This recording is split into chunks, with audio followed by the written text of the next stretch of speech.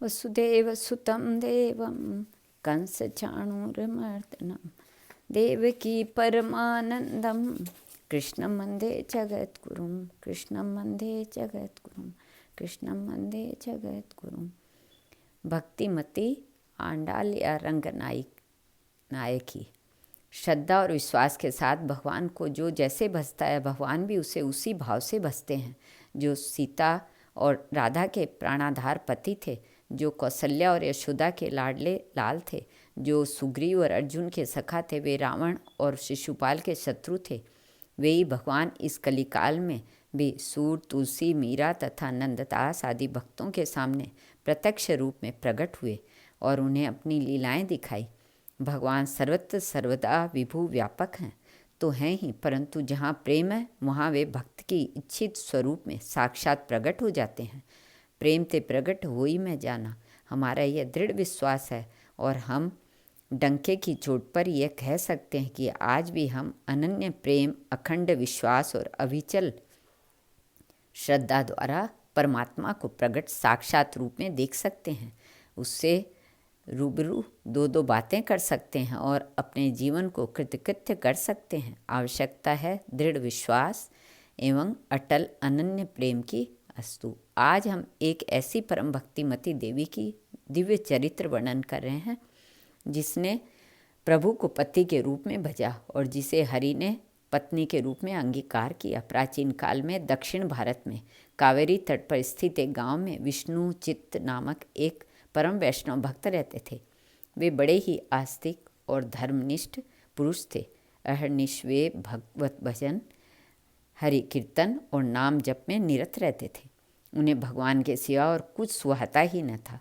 बड़ा ही सुरम्य उनका एक तुलसी का उपवन था। वे नित्य प्रातःकाल तुलसी के थालों में जल डालते और तुलसी दल की माला बनाकर भगवान का श्रृंगार करते। एक समय प्रातःकाल जब वे घड़े में जल भरकर तुलसी सींचने गए तो वहाँ उन्हें एक परम मनोहर नवजात कन्या दिखाई पड़ी। उन्होंने बड़े स्नेह से उस बालिका को उठा लिया तथा उसे बटपत्र शाही भगवान नारायण के चरणों में रखकर कहा, प्रभु, यह तुम्हारी ही संपत्ति है जो तुम्हारी सेवा के लिए आई है। इसे अपने पाद पद्मों में आश्रय दो। इस पर मूर्ति से शब्द आया, इस लड़की का नाम कोदई रखो और इसे अपनी ही लड़की मानकर इसका लालन पालन करो। कोदई का अर्थ है फूलों के हार के समान कमनीय। इसी लड़की को आगे चलकर जब भगवान का प्रेम और इसकी कृपा प्राप्त हो गई तब लोग आंडाल कहने लगे थे। रात में भगवान ने स्वप्न में विष्णु चित्त जी की कन्या का सारा हाल बताया। वराहावतार में मैंने पृथ्वी का उद्धार किया था। तब पृथ्वी ने मुझसे पूछा कि आपको किस प्रकार की पूजा परम प्रिय है। उस समय मैंने बताया था कि मुझे नाम कीर्तन तथा पत्र पुष्प फल तोये की पूजा सर्वप्रिय है। मुझे प्राप्त करने के लिए भक्त मेरे नाम का कीर्तन करे और प्रेम भक्ति के साथ मेरी पूजा अर्चा करे। मेरी उस बात को हृदय में धारण कर पृथ्वी इस कन्या के रूप में प्रकट हुई है और अब तुम्हारे घर में बसना चाहती है। यदि तुम इस कन्या की सेवा करते रहोगे तो अवश्य परम पद प्राप्त होगे। ब्राह्मण ब्राह्मणी इस कन्या को पाकर परम प्रसन्न हुए। यथा समय उन्होंने कन्या के जात कर्म आदि संस्कार किए। लड़की जब बोलने लगी तो उसके मुख से विष्णु के अतिरिक्त कोई दूसरा नाम ही नहीं निकलता था। जब वह कुछ सयानी हुई तो भगवान के गीत गाने लगी। पिता के मंदिर चले जाने पर वह उसके पीछे उपवन की रखवाली करती और भगवान की पूजा के लिए फूलों के हार गूंथती। कन्या की बनाई माला को लेकर विष्णुचित्त ब्राह्मण श्री रंगनाथ जी के मंदिर जाते और माला भगवान को चढ़ाते। जब वह कुछ और बड़ी हुई तो भगवान रंगनाथ को अपने पति के रूप में भजने लगी। वह अपने प्रीतम के प्रेम में अपने आप को इतना भूल जाती कि भगवान के लिए गूंथे हुए हार को स्वयं पहनकर दर्पण के सम्मुख खड़ी हो जाती और अपने सौंदर्य की स्वयं प्रशंसा करती हुई कहती, क्या मेरा सौंदर्य मेरे प्रीतम को आकर्षित कर सकेगा। एक दिन मंदिर के पुजारी ने विष्णु चित्त की माला यह कहकर लौटा दी कि इसमें किसी मनुष्य के सिर का बाल लगा हुआ है।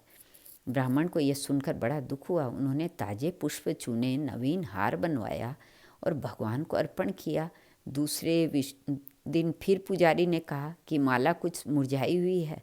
विष्णु चित्त ने अपने मन में सोचा कि अवश्य ही इसमें कोई न कोई रहस्य होना चाहिए। वे जब इसका कारण घर पर ढूंढने में लगे तब उनकी दृष्टि अकस्मात अपनी लड़की पर गई। उन्होंने देखा कि वह पर्दे के पीछे नवीन पुष्पों का हार पहने दर्पण के सम्मुख खड़ी है और मन ही मन अपने प्रियतम भगवान से कुछ बातें कर रही है। वे दौड़कर लड़की के पास गए और चिल्लाकर बोले, बेटी, ये तूने क्या किया? तू पागल तो नहीं हो गई जो भगवान के लिए तैयार किए हारों का स्वयं धारण करके जूठा कर रही है? विष्णु चित्त ने फिर से दूसरे हार बनवाए और प्रभु को चढ़ाया, लेकिन आंडाल तो अपने को प्रभु के चरणों में समर्पित कर चुकी थी। समर्पण जब संपूर्ण होता है तो देवता को स्वीकार होता ही है। आवश्यकता इस बात की है कि हृदय में प्रभु के चरणों में चढ़ाते समय वह सर्वथा शून्य, सर्वथा निरावरण रहे। आंडाल का मधुर और संपूर्ण समर्पण भला भगवान को अंगीकार क्यों न हो। उसी दिन रात को विष्णु चित्त को भगवान ने स्वप्न में आदेश दिया, मुझे आंडाल की पहनी हुई माला धारण करने में विशेष सुख मिलता है, इसलिए वही हार मुझे चढ़ाया करो। अब तो विष्णु चित्त को अपनी कन्या के महत्व का पूरा निश्चय हो गया। कुछ दिनों पीछे आंडाल की धारण की हुई मालाओं को ही वे भगवान को निवेदन करने लगे। जब हृदय हरि के चरणों में चढ़ा दिया जाता है तो फिर संसार की कोई भी चर्चा नहीं सुहाती। जिसने अपने चित्त को मुझ में ही लगा दिया, भगवान कहते हैं, वह मुझको छोड़कर ब्रह्मपद, इंद्रप्रद, चक्रवर्ती राज्य, सारी पृथ्वी या पाताल लोक का राज्य, योग की सिद्धियां अथवा मोक्ष आदि किसी की भी कामना नहीं करता। आंडाल की अहर्निश प्रभु के प्रेम में माती फिरती एक दिन उसने अपनी धर्म पिता से बड़े ही अनुनय विनय के साथ दिव्य धामों का तीर्थ स्थान के विषय में पूछा। विष्णु चित्त प्रभु के चरणों का अनुरागी था ही। वे बहुत प्रेम से और श्रद्धा भरे शब्दों में अपनी बेटी से कहने लगे, भगवान तो सर्वत्र ही समरूप से विराजमान हैं। उनका कभी कहीं भी अभाव नहीं, परंतु खास स्थानों में खास रूपों में विराजते हैं। उनमें से कुछ ये हैं। श्री बैकुंठ धाम में भगवान वासुदेव निवास करते हैं। आमोद लोक में संकर्षण या बलराम रहते हैं और प्रमोद लोक में प्रद्युम्न और अनिरुद्ध का निवास है। श्वेत द्वीप में क्षीरसाई भगवान विष्णु निवास करते हैं। बद्री वन में नर नारायण रहते हैं। नीम सागर में भगवान हरि का स्थान है। मुक्तिनाथ में भगवान सालग्राम तथा साकेत, अयोध्यापुरी में अपने स्वरूपभूत भाइयों के सहित मर्यादा पुरुषोत्तम भगवान श्री राम जी रहते हैं। मथुरा में भगवान यदुनाथ का निवास है और वे अपने प्रपन्न भक्तों के भवबंधन को छिन्न भिन्न कर देते हैं। काशीपुरी में स्वयं भगवान विश्वनाथ विराजित हैं, जो राम नाम का तारक मंत्र देकर सभी को मोक्ष का अधिकारी बना देते हैं। बरसाने नंदगांव में नंद नंदन बसते हैं और वे ही दयामय प्रभु वृंदावन बिहारी आनंद कंद श्री कृष्ण चंद्र के नाम से वृंदावन में निवास करते हैं। कालीदह में गोविंद का निवास है और उन्हीं ही गोवर्धनधारी उन्हें गिरधरलाल कहते हैं। हरिद्वार में भगवान यदुपति और प्रयाग में भगवान वेणु माधव है। गया में गदाधर और गंगा सागर में कपिल मुनि का वास है। चित्रकूट में जगत जननी सीता और लक्ष्मण के साथ महाराज श्री रामचंद्र जी निवास करते हैं। पंढरपुर में श्री विट्ठल स्वामी हैं और दक्षिण में कावेरी के तट पर भगवान श्री रंगनाथ का वास है। भगवान श्री रंगनाथ का नाम सुनते ही आंडाल के रोमांच हो आया और उसकी आंखों से प्रेमाश्रु की धारा बरस पड़ी। उसने विहल होकर अपने इष्ट देव के संबंध में अधिक जानकारी की इच्छा प्रकट की। तब विष्णु चित्त सुनाने लगे। इक्ष्वाकु के यज्ञ की पूर्ति के लिए ब्रह्मा जी की प्रार्थना पर भगवान विष्णु वहाँ प्रकट हुए। भगवान का साक्षात्कार हो जाने पर इक्ष्वाकु कृतार्थ हो गए और ब्रह्मा की आज्ञा से सरयू के तट पर अयोध्या में तपस्या करने गए।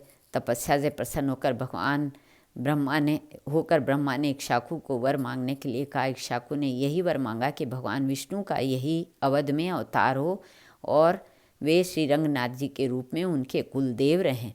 ब्रह्मा ने उन्हें मुँह मांगा वरदान दे दिया। भगवान श्री रामचंद्र की जब लंका को जीतकर अयोध्या आए तब उनके साथ विभीषण भी पधारे थे। वे जब लंका जाने लगे तो उन्होंने भगवान से कहा कि आपका वियोग मेरे लिए सर्वथा असहाय है, अतः मुझे ऐसी कोई वस्तु दीजिए जिससे मेरे हृदय में धीरज हो।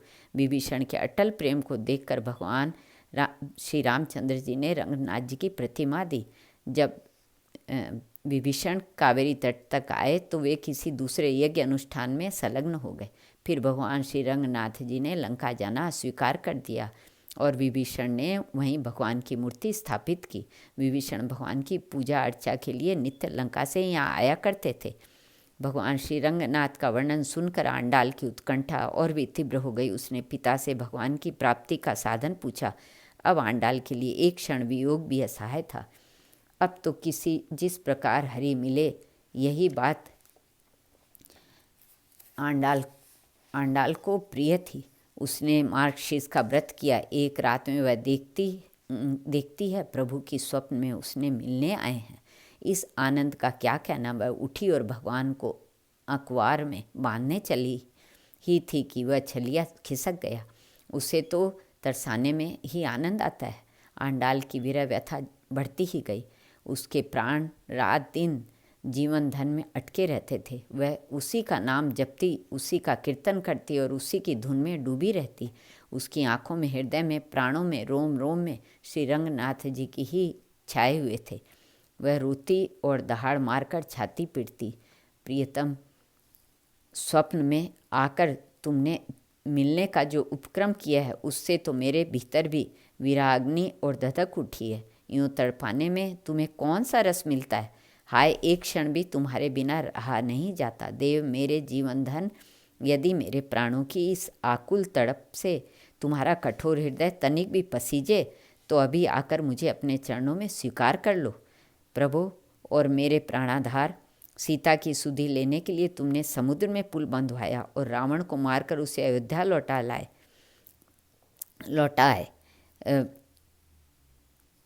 शिशुपाल का वध करके रुक्मिणी को अपनी शरण में ले लिया। द्रौपदी, गजगणिका और गोपियों को टेर सुन ली, परंतु मेरी ही बार इतना विलंब क्यों कर रहे हो। मैं जानती हूँ कि मैं अपराधिनी हूँ बहुत, परंतु जैसी हूँ तुम्हारी हूँ। तुम ही मेरे प्राण वल्लभ हो, हृदयेश्वर हो, जीवन सर्वस्व और अवलंब हो। तुम्हें छोड़कर किसी की शरण में कैसे जाऊँ।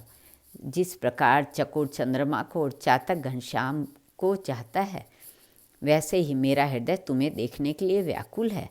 आंडाल सदा अपने शरीर से ऊपर उठी रहती। वह अपने भीतर, बाहर, भीतर सर्वत्र अपने प्राण वल्लभ प्रभु के अतिरिक्त और किसी वस्तु को देखती ही न थी। वह शरीर से विष्णु चित्त के बगीचे में रहती थी, किंतु उसका मन नित्य वृंदावन में विचरता रहता था। वह गोपियों के साथ खेलती और मिट्टी के घरौंदे बनाती। इतने में ही श्री कृष्ण आकर उसके घरौंदों को ढहा देते और हंसने लगते। कभी वह गोपियों के साथ सरोवर में स्नान करने लगती और प्रियतम श्री कृष्ण आकर उसे सबके वस्त्रों का उठा कर ले जाते और कदम पर चढ़कर बैठ जाते।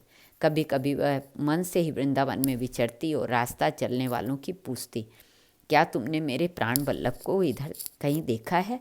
क्या किसी को मेरे कमल नयन का पता है। और अपने आप ही अपने प्रश्नों का उत्तर भी देती। अजी देखा क्यों नहीं, वह तो वृंदावन में बांसुरी बजाकर गोपियों के साथ विहार कर रहा है। बसंत ऋतु में वह कोयल को संबोधन करके बड़े करुण स्वर कहती, अरे कोयल, मेरे प्राण वल्लभ मेरे सामने क्यों नहीं आता।